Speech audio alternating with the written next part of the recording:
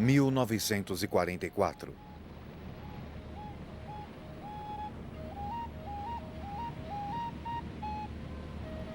Os aliados desembarcam na Itália, que está ocupada pelos alemães.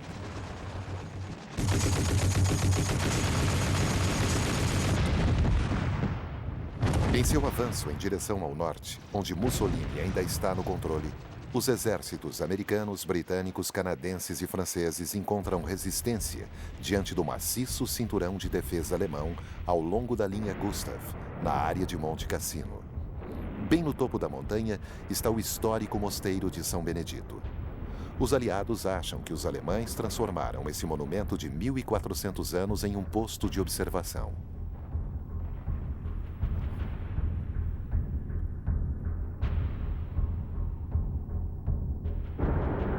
Mais de 200 bombardeiros aliados irão então despejar mais de 500 toneladas de bombas sobre o mosteiro.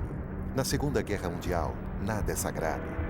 Tudo é transformado num inferno. Redescobrindo a Segunda Guerra, o Apocalipse.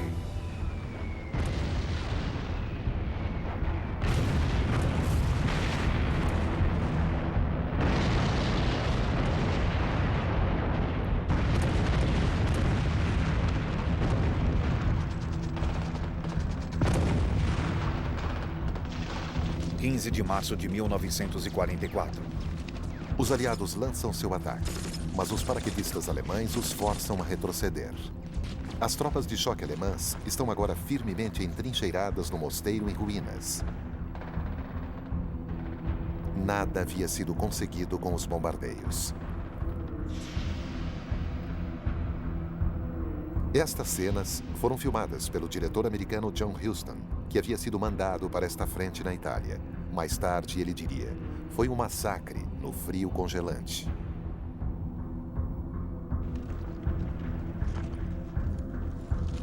E ainda assim, Churchill havia chamado a Itália de o macio baixo ventre da Europa.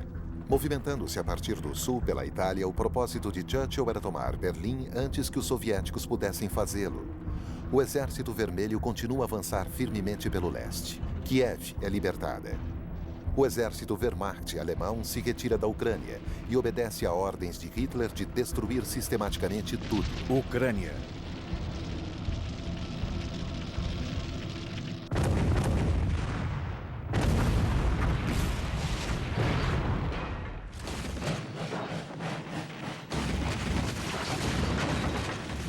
Na Itália, vários meses depois, a Wehrmacht ainda mantém a linha Gustav e Monte Cassino. O general francês Juin sugere surpreender os alemães que estavam deixando indefesas aquelas encostas consideradas muito íngremes. Mas os vigorosos soldados dos regimentos norte-americanos e poloneses conseguem escalar a montanha e colocar os aliados a caminho de Roma.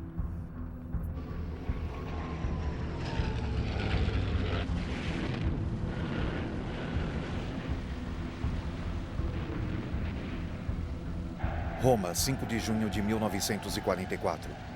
À medida em que a Wehrmacht recua, ela deixa mais uma vez atrás de si um rastro de destruição.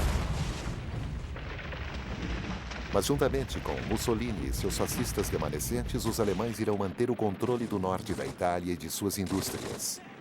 Eles são o alvo de ataques dos partisãs italianos e retaliam com violência indiscriminada.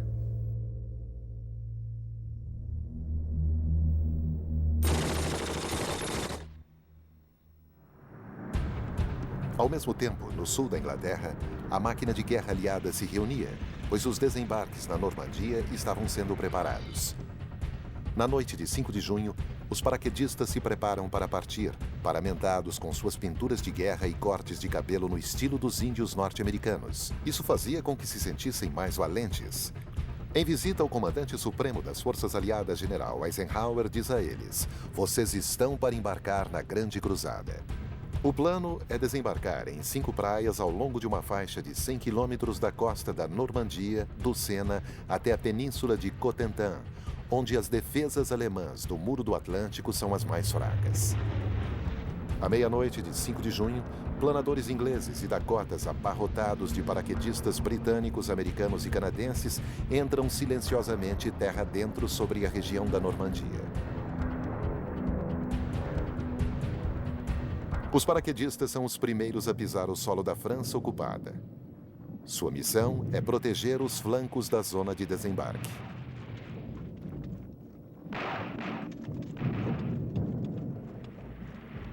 A frota aliada está a caminho. É a maior armada já reunida. Quase 5.000 navios de desembarque e embarcações de ataque. Isso não é detectado pelos alemães, pois estavam impossibilitados de fazer voos de reconhecimento devido às péssimas condições atmosféricas. Bombardeios e artilharia pesada dos couraçados atingem a costa, mas erram completamente seus alvos na praia de Omaha. Os bunkers alemães permanecem intactos. 6 de junho de 1944. A primeira onda de ataque de tropas americanas está se preparando para se lançar contra as defesas alemãs na praia de Omaha.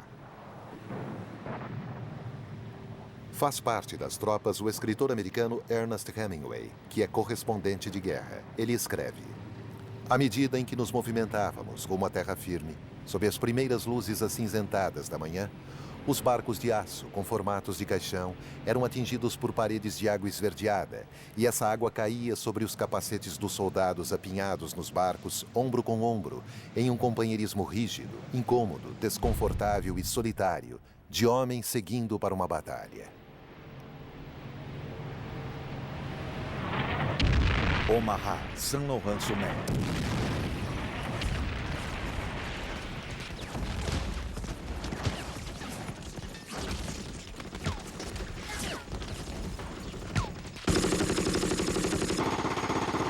Um outro repórter de guerra, o fotógrafo Robert Capa, também é apanhado nesse inferno. Ele diz: era a praia mais horrível do mundo. Exaustos devido ao movimento da água e ao medo, ficamos esparramados em uma pequena faixa de areia molhada. Mais de 2.000 soldados americanos irão perder suas vidas aqui. Com o movimento das ondas, os soldados ficam encurralados entre o mar e o fogo das armas das casamatas alemãs. Eisenhower havia preparado um comunicado no caso do desembarque falhar.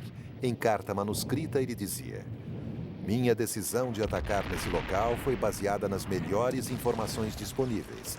Se existe alguma culpa ou falha ligada a essa tentativa, ela é apenas minha.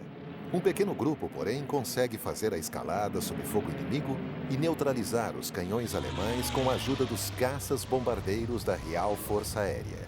Juno, Benières-sur-Mer. Enquanto isso, as tropas canadenses haviam desembarcado na Praia Juno.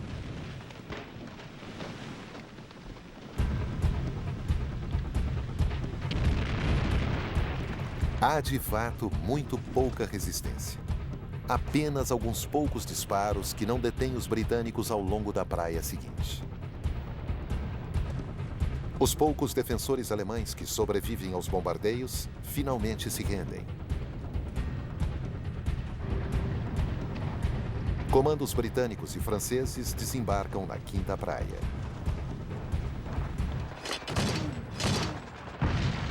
Os aliados planejam desembarcar 326.000 homens em apenas uma semana.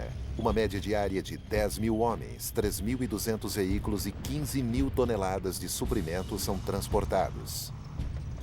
Para que isso seja feito, é necessário um porto. Mas os aliados resolveram permanecer distantes dos grandes portos, que eram muito bem defendidos, e escolheram desembarcar nas praias da Normandia. Mas trouxeram seus portos. Conjuntos de construções gigantescas chamadas mulberries, 146 estruturas flutuantes de 61 metros de comprimento e pesando 6.000 toneladas foram montadas para criar quebra-mares e embarcadouros, onde os Liberty Ships, como eram chamados, poderiam desembarcar suas cargas. Os estaleiros americanos lançavam ao mar um desses navios a cada dia. Em menos de 3 anos, a indústria de guerra transformou os Estados Unidos em uma superpotência. O país mobilizou mais de 11 milhões de homens. Seus exércitos estão agora na França, Itália, norte da África e Ásia. O poder dos Estados Unidos é tão grande que em apenas alguns dias após os desembarques na Normandia, o país é capaz de reunir uma segunda frota do outro lado do mundo no Pacífico, a fim de atacar as Ilhas Marianas que estão sob o controle japonês. Tendo tomado a ilha de Tarawa no ano anterior, agora os americanos querem utilizar a ilha de Saipan como uma base para os bombardeiros decolarem rumo ao Japão. Cerca de 127.500 tropas, 2/3 delas de fuzileiros navais, se preparam para o combate. 15 porta-aviões e 900 aviões irão esmagar a Força Aérea Japonesa em uma batalha aérea que será conhecida como Great Marianas Turk Shoot.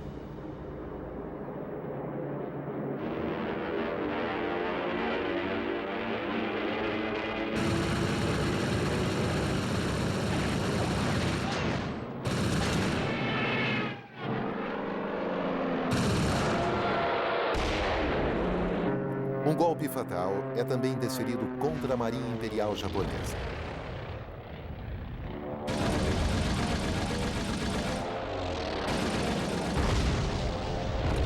Depois disso, as defesas do Japão em Saipan são arrasadas. Saipan. Mas quando os fuzileiros navais desembarcam nessa minúscula ilha de apenas 9 quilômetros de largura, tem início uma das batalhas mais sangrentas da guerra.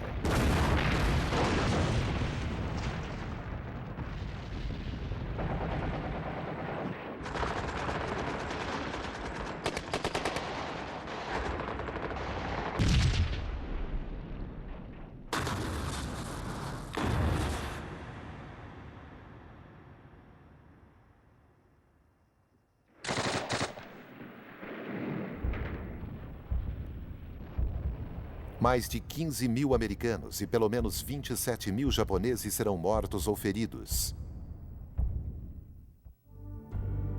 Um mês e meio após o dia D, a luta continua feroz.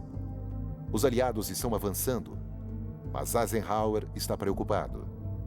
Hitler está determinado a conter os aliados na Normandia a fim de proteger as rampas de lançamento para sua arma de terror, a V1, que ele lança do norte da França contra Londres. É o primeiro míssil de cruzeiro a ser utilizado. A V1 é uma bomba voadora com um motor impulsionado a jato e com 1 tonelada de explosivos. Essa nave pequena, rápida e não pilotada é difícil de ser interceptada e abatida. Londres.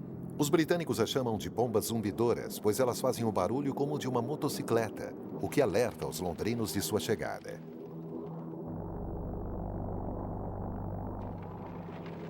Quando as V1 chegam à capital inglesa, elas já estão sem combustível e seus motores deixam de funcionar. Os londrinos, então, nunca sabem onde elas irão cair. Quase 20.000 desses mísseis foram lançados contra a Inglaterra e a Europa continental, matando 11.000 pessoas. Mas mesmo sob tais condições, os britânicos mantêm a calma e a coragem. Se as V1 não conseguiam desmoralizar os britânicos, o propósito de elevar o moral dos alemães era por eles conseguido. Alemanha. Durante anos, os alemães tiveram que viver em abrigos subterrâneos.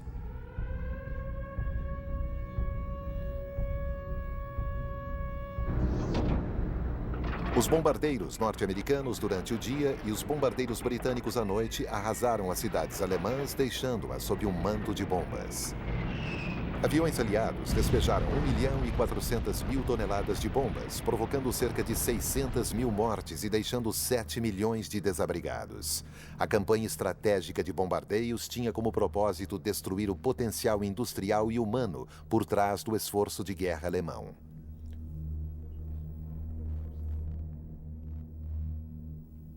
Covil do Lobo, leste da Prússia. No quartel-general do Führer, o Covil do Lobo, sob os sorrisos obrigatórios, muitos dos oficiais de Hitler estão profundamente preocupados, principalmente aqueles da antiga aristocracia militar prussiana.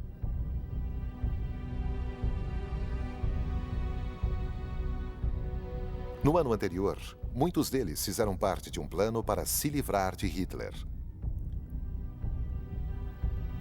Um desses oficiais, o coronel conde Klaus von Stauffenberg, colocou uma bomba sob a mesa de Hitler durante uma conferência no Covil do Lobo. 20 de julho de 1944. Uma mesa pesada salva Hitler.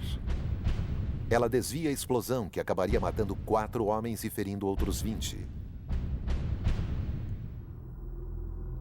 Falando sobre o atentado mal sucedido, Hitler diz: "Tendo agora escapado da morte, estou convencido, mais do que nunca, de que a grande causa que servi será levada adiante através dos perigos que agora a ameaçam, e que tudo pode resultar em um final satisfatório." Hitler está com o braço machucado, tímpanos perfurados, cabelos um pouco queimados, mas o incidente o traumatiza profundamente, afetando o seu estado mental. E isso intensifica sua crueldade e paranoia. Ele desencadeia então sua vingança. Os principais conspiradores são julgados, 5.000 suspeitos são presos, 200 deles são executados e suas famílias são deportadas. Hitler não titubeia em executar seus generais que queriam substituí-lo como comandante em chefe do exército. Um desses generais, Rommel, é obrigado a cometer suicídio. Hitler, hipocritamente, dá a ele um funeral de Estado. Dali em diante, o poder está nas mãos da SS. Agora, nada pode salvar a Alemanha. Os soviéticos continuam a avançar no leste. A Grande Guerra Patriótica, como eles a chamam, tomou para eles um novo rumo. O Exército Vermelho fica subitamente em condições de atacar com uma força que surpreende a todos os lados. Atacar com um infindável suprimento de homens, mesmo após as extremamente custosas batalhas de Moscou e Stalingrado. A ofensiva em Belarus no verão de 1944 é uma das maiores batalhas da Segunda Guerra Mundial. A Frente Oriental tem 1.000 quilômetros de extensão, mas os soviéticos são capazes de avançar centenas de quilômetros em 2 meses, destruindo 17 divisões do exército alemão.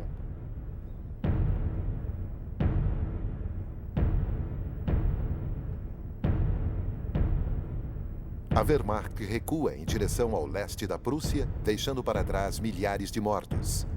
Cerca de 50.000 alemães capturados irão desfilar por Moscou. Normandia, 6 de agosto de 1944. No oeste, os aliados obtêm vantagem.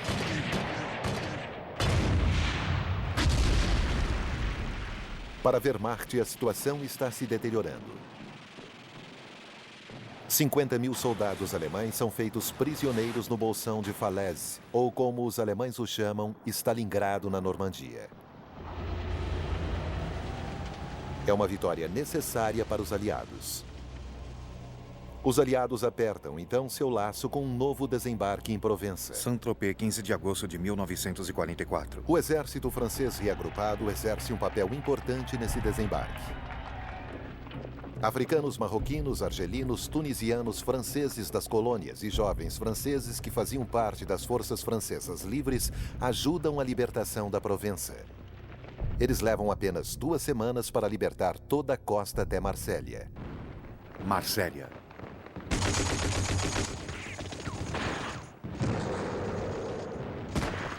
O movimento da resistência sai das sombras e participa da libertação como fará em Paris.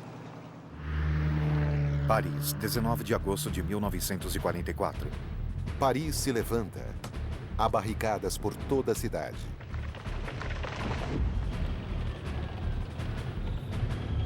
A maior parte do exército alemão se retirou para o leste, mas 20.000 homens ficam para trás sob o comando do general von Scholtitz, que recebeu ordens de Hitler para destruir a cidade.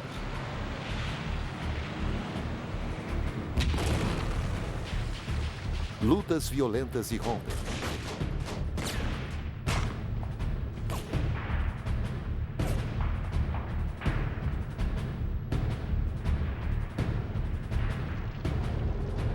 No 4º dia da insurreição, uma unidade francesa, a 2ª Divisão Blindada do general Leclerc, chega da Normandia e a capital é finalmente libertada na manhã seguinte.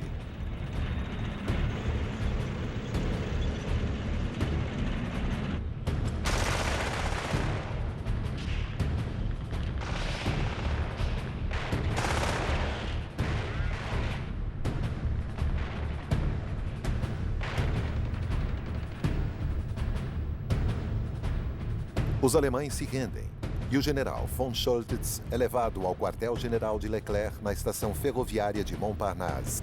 Hitler tinha acabado de telefonar e feito sua famosa pergunta: "Prende Paris? Paris está em chamas?" Scholtitz preferiu entregar-se. Esse disciplinado oficial do regimento aéreo desobedeceu a ordem de Hitler de lutar até o último homem. E então, de Gaulle dirige palavras eloquentes para a França e a história. Paris outragé, Paris brisé, Paris martyrisé, mais Paris libéré. Enquanto a França e Bélgica são progressivamente libertadas e o Exército Vermelho aguarda nas cercanias de Varsóvia, do outro lado do globo, o general americano MacArthur está voltando às Filipinas. Depois de escapar do cerco japonês 3 anos antes, MacArthur dissera: "Eu voltarei." Seu retorno é suntuosamente encenado pela sua equipe de relações públicas, inclusive com seu lendário cachimbo de espiga de milho de Popeye. Ele proclama: "Povo das Filipinas, eu voltei. Este é o momento de sua redenção."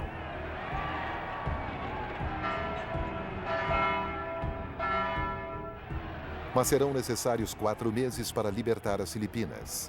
Manila, a capital, será a segunda cidade mais devastada da guerra depois de Varsóvia. Manila.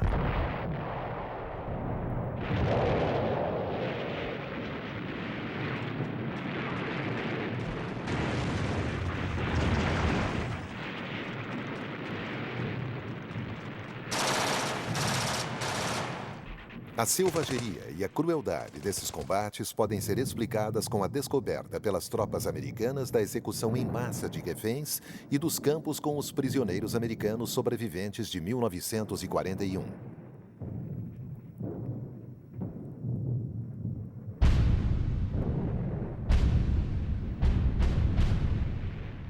Em toda parte no Pacífico, a guerra é marcada por esse tipo de selvageria. Por toda parte, a mesma confusão de fuzileiros navais encurralados nas praias dessas ilhas infernais. A mesma obstinação suicida dos japoneses. Para eles, a rendição é a maior de todas as desgraças. E se um soldado japonês chegar a ser capturado, ele comete suicídio com uma granada. Como esse piloto japonês que foi abatido sob o mar das Filipinas e que os americanos estão tentando retirar da água. O piloto nipônico puxa o pino de uma granada com os dentes e se mata. Os americanos não estão mais correndo riscos. Eles seguem o instinto de atirar primeiro sem fazer perguntas. O ódio do ser humano corre solto na guerra.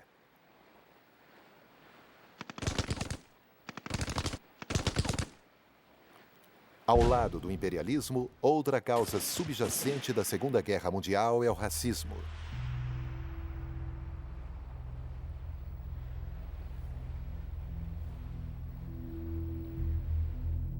Em 1945. O racismo fez nascer Auschwitz, a fábrica de matar, libertada pela ofensiva russa em janeiro de 45.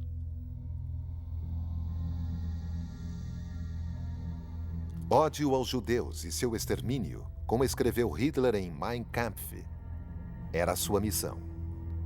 Ele enviou 1 milhão de judeus para serem mortos nas câmaras de gás de Auschwitz. 6 milhões morreram de fome, de tratamento brutal, ou foram fuzilados e queimados nos crematórios em Majdanek, em Sobibor e em Treblinka.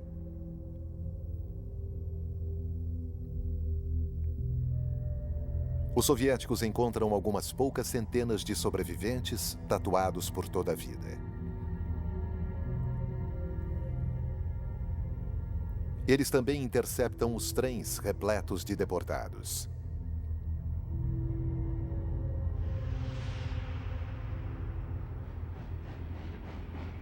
Os nazistas continuam a dar prioridade a esses trens da morte, mesmo em detrimento dos comboios de munição.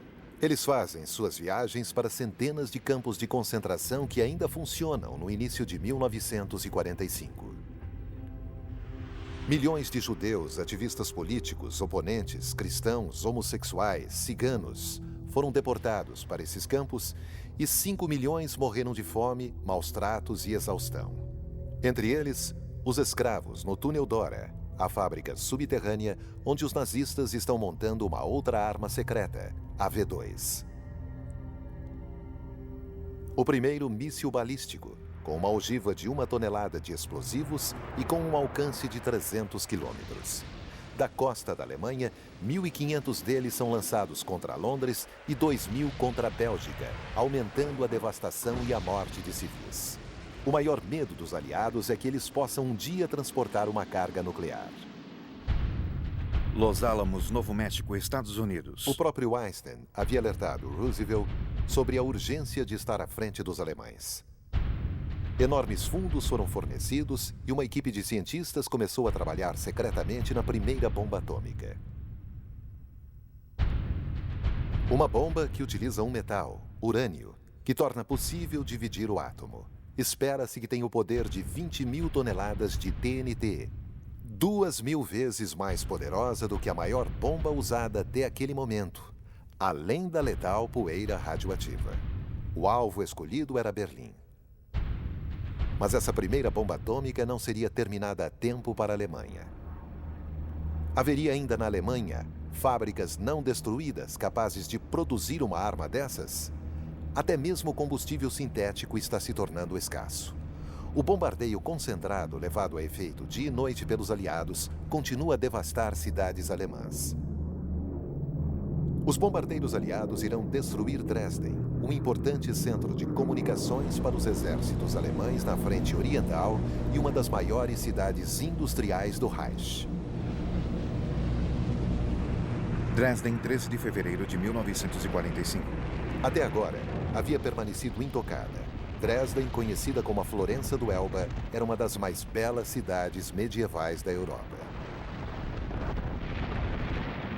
Bombas de fósforo criam um tufão de fogo, onde estima-se que 25.000 pessoas são queimadas até a morte.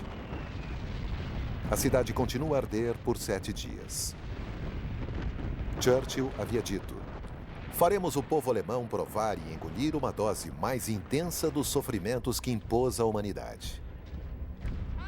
As cidades alemãs estão morrendo. E agora Goebbels e os nazistas querem mandar todos os alemães de 16 a 60 anos de idade à morte. Como parte dos Volkssturm, a milícia do povo, eles gritam: juro lutar corajosamente pela minha pátria. Juro morrer por Adolf Hitler. Hitler diz: não deve haver qualquer fraqueza por parte da Alemanha. Seus generais, que sobreviveram ao enorme expurgo que se seguiu à tentativa de assassinato de 20 de julho, não mais ousam contradizer o Führer. Eles obedeceram suas ordens, que pareciam absurdas, de lançar um ataque a oeste nas Ardenas durante o inverno. Os generais teriam preferido concentrar todos os seus esforços para lutar contra os soviéticos. Hitler esperava recapturar o porto de Antuérpia, a fim de impedir os aliados de desembarcar seus equipamentos, o que lhes permitiria se movimentar a Alemanha dentro. Bastogne, Bélgica. Mas a ofensiva alemã nas Ardenas falhou. Devido à extraordinária defesa apresentada pelos paraquedistas americanos em Bastogne, a intervenção dos tanques do general Patton e ainda devido ao poder esmagador das forças aéreas aliadas.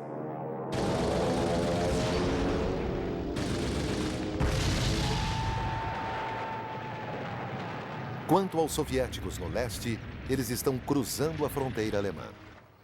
Milhões de alemães fogem em pânico com a aproximação das tropas soviéticas, principalmente as mulheres, que temem os estupros em massa que estão sendo perpetrados.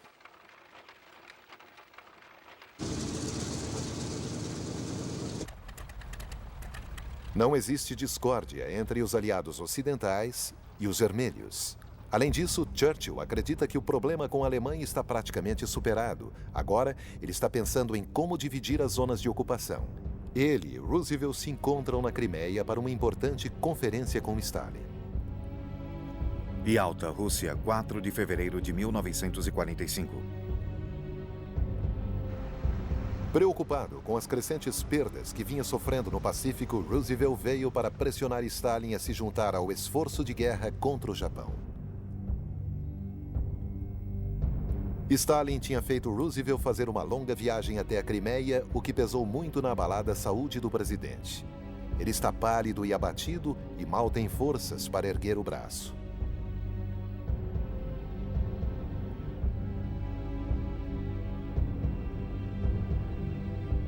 Roosevelt fuma um cigarro atrás do outro e está muito fragilizado. Ele iria morrer poucas semanas depois. Sua maior prioridade é o Japão.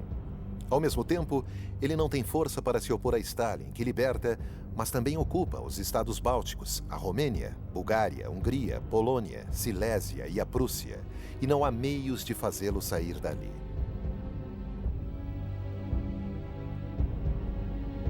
O único que tenta negociar com ele é Churchill. Finalmente, ele consegue que Stalin prometa realizar eleições livres na Polônia, uma promessa que nunca será cumprida, e desistir da Grécia, o que irá levar a uma guerra civil. Os partisãs comunistas da Grécia se rebelarão e Stalin deixará que sejam massacrados. Um dos objetivos dessa conferência é a fundação da Organização das Nações Unidas, que logo se reunirá em São Francisco. A missão da ONU será procurar um acordo pacífico para todos os conflitos e proteger os direitos humanos. Essa fotografia anuncia o início da Guerra Fria.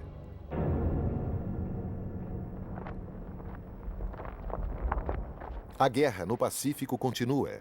Os fuzileiros navais erguem a bandeira americana no topo do Monte Suribachi, o vulcão que domina a ilha de Iwo Jima.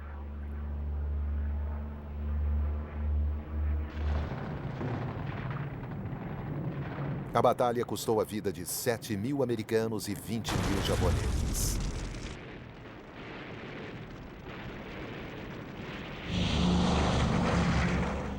Agora, os bombardeiros, as superfortalezas Boeing B-29 que decolam de Iwo Jima e outras ilhas do Pacífico podem chegar ao Japão. Os seres humanos inventaram algo mais brutal do que o fósforo usado em Dresden, napalm, gasolina misturada com gelatina incendiária. 1.700 toneladas são lançadas sobre pequenas casas feitas de madeira e papel. Tóquio, 9 de março de 1945. Os japoneses são vítimas de seus fanáticos líderes militares que os lançaram nesse inferno e que queriam insistir na guerra, apesar das 80.000 vítimas e de 1 milhão de desabrigados desse ataque aéreo contra Tóquio.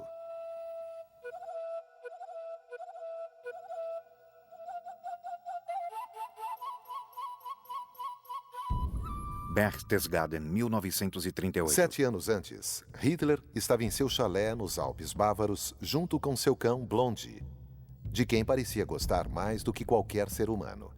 Ele previu: a próxima guerra não irá terminar como a Primeira Guerra Mundial. Não haverá 11 de novembro. Será vitória ou destruição.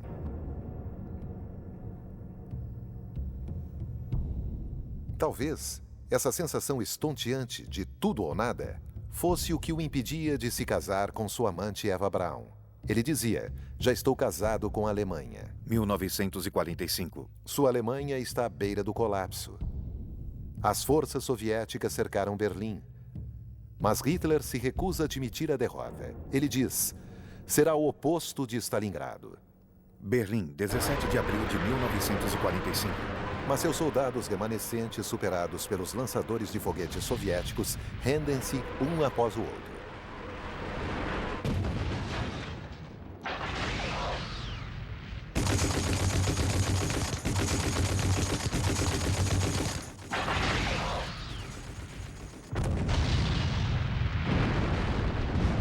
Sob as ruínas da chancelaria, em seu bunker subterrâneo, Hitler discursa e fala como louco e manobra seus exércitos imaginários.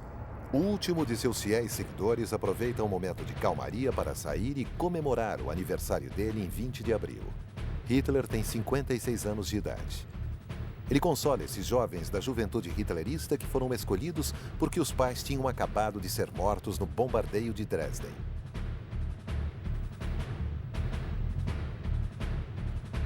À medida em que os americanos avançam rumo ao oeste, eles capturam milhares desses membros da juventude hitlerista, mandados para a frente de batalha para substituir os soldados que haviam sido mortos. Os americanos mal podem acreditar no que vem. Esses soldados, meninos, ainda não têm medo de nada. Eles passaram por anos de lavagem cerebral e foram doutrinados no ódio e no racismo. Os velhos, no Volksturm, que também são capturados, não têm palavras de conforto para eles.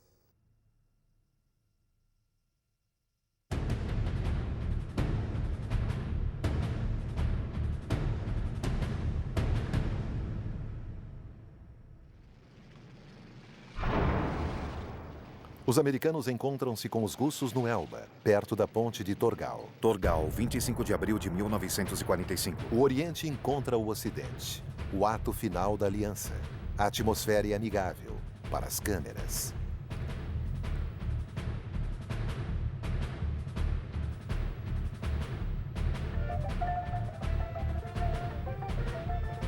O retrato de Stalin está esplendidamente exposto. Mas o de Roosevelt está adornado com uma fita negra de luto. Ele tinha morrido em 12 de abril. Um dos mais renomados generais americanos, George Patton, está furioso. Ele acha que os americanos deveriam ter entrado em Berlim antes dos soviéticos. Patton, o general com as pistolas em seu cinto e que dirigia seus tanques através da África, da Normandia, das Ardenas.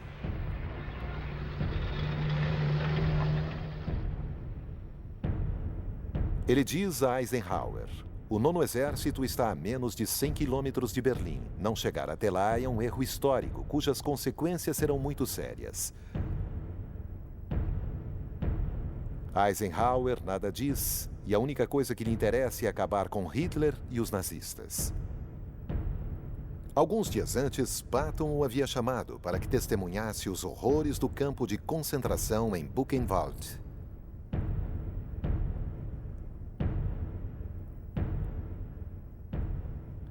Eisenhower fez então com que os habitantes da vizinha cidade de Weimar fossem levados até Buchenwald em caminhões para que não mais dissessem que nada sabiam e para lhes mostrar que tais atrocidades realmente existiam, para que eles pudessem testemunhar na Alemanha.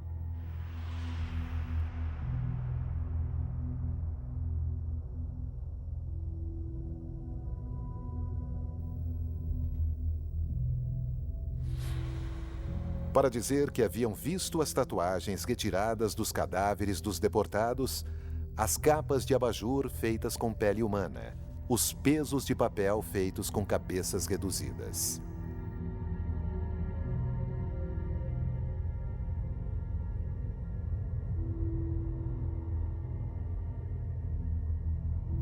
Conforme os acordos de Yalta, Eisenhower então retirou suas tropas de Buchenwald, que estava localizada na zona soviética. Imediatamente, Stalin colocou o campo novamente em atividade. Ele se tornará parte de seu sistema prisional, onde pessoas suspeitas de hostilidade ao seu regime serão aprisionadas.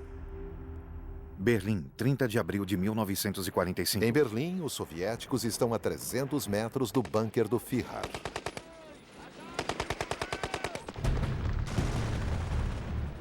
Hitler mata seu cão de estimação, Blonde, após ter se casado com Eva Braun. Eva engole um comprimido de cianeto. Hitler dá um tiro na cabeça.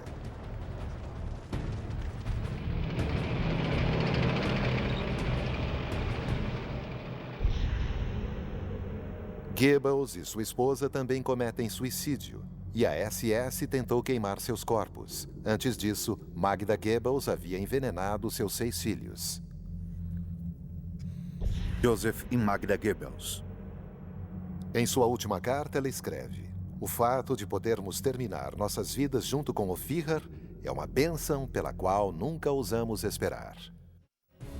2 de maio de 1945. Os soviéticos irão hastear sua bandeira vermelha sobre o Reichstag. Os principais líderes nazistas serão capturados, como Goering, um dos mais diabólicos cúmplices de Hitler.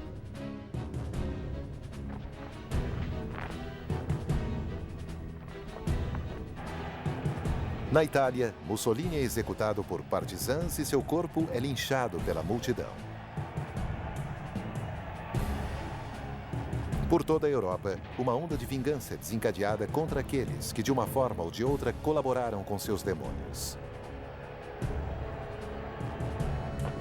Em Berlim, Anna Pavlovna dirige o trânsito no portão de Brandemburgo.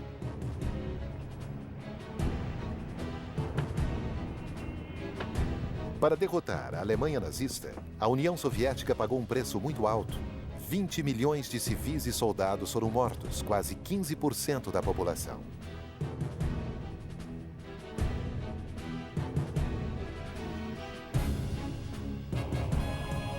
O general soviético Georgy Zhukov foi filmado nas ruínas da grande chancelaria do Reich, o verdadeiro símbolo das ilusões de grandeza de Hitler.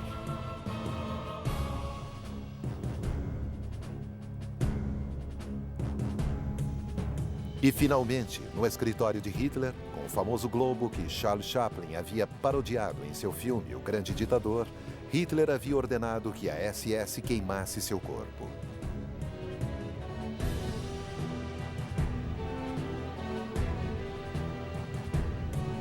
Os soviéticos irão se desfazer dos ossos a fim de evitar qualquer tipo de adoração. 8 de maio de 1945. O comandante da Wehrmacht, general Keitel, assina a rendição incondicional da Alemanha nazista diante do general Zhukov, seu inimigo mortal, e dos oficiais aliados, o marechal do ar inglês Tedder, o general americano Spaatz e o general francês Delattre de Tassigny. Keitel será mais tarde julgado no Tribunal Internacional de Nuremberg. Ele será enforcado, como muitos outros criminosos de guerra. Berlim. Para deter os nazistas, a Alemanha tinha de ser destruída. Será necessário também destruir o Japão? Okinawa, 1945. No Pacífico, os pilotos suicidas, que os japoneses chamam de kamikaze, mergulham seus aviões diretamente sobre a frota americana. Agarrando-se a seu poder, os chefes militares em Tóquio sacrificam o que restou da juventude de seu país e suas aeronaves, a fim de evitar que os americanos desembarquem no Japão.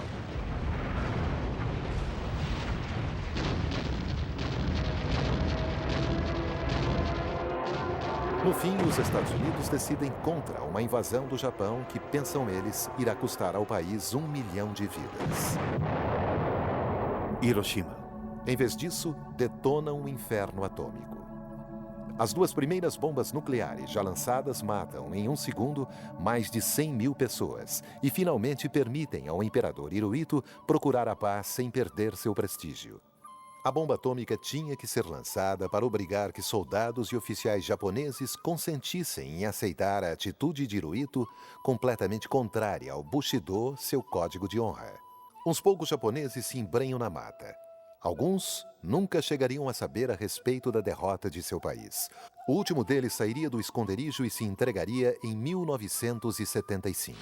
2 de setembro de 1945. Na Baía de Tóquio, a bordo do USS Missouri, os representantes das nações aliadas da China, Grã-Bretanha, União Soviética e França são tomados de emoção. Eles têm o privilégio de comparecer à assinatura da rendição japonesa, que marca o fim da Segunda Guerra Mundial. O general MacArthur representa os vitoriosos.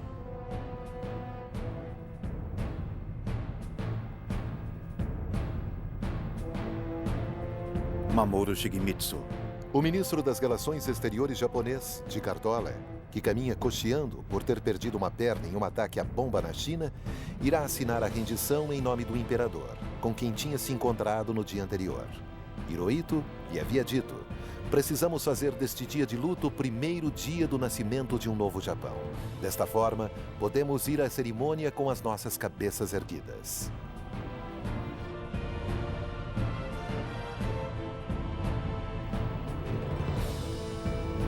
MacArthur conclui com estas históricas palavras: é com minha mais ardente esperança, e certamente a esperança de toda a humanidade, que deste solene momento um mundo melhor irá surgir do sangue e do morticínio do passado. Hiroshima. Essa guerra causou a morte de cerca de 50 milhões de pessoas, a maior parte civis inocentes, em uma explosão de pura violência. Nagasaki. Milhares de vítimas sofreram ainda durante muitos anos das apavorantes consequências da radiação nuclear. Ou das terríveis perdas de pais ou filhos exterminados nos campos nazistas. Esta série é dedicada às vítimas de todas as formas de totalitarismo. Nossa gratidão aos cinegrafistas, heróis sem armas, que registraram esses combates para a posteridade.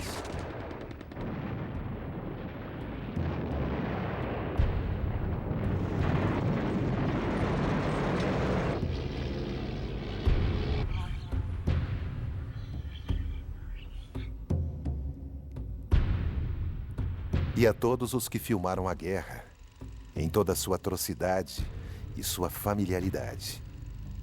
Eles nos apresentaram uma Rose, que no último dia do apocalipse escreveu fim em uma bomba.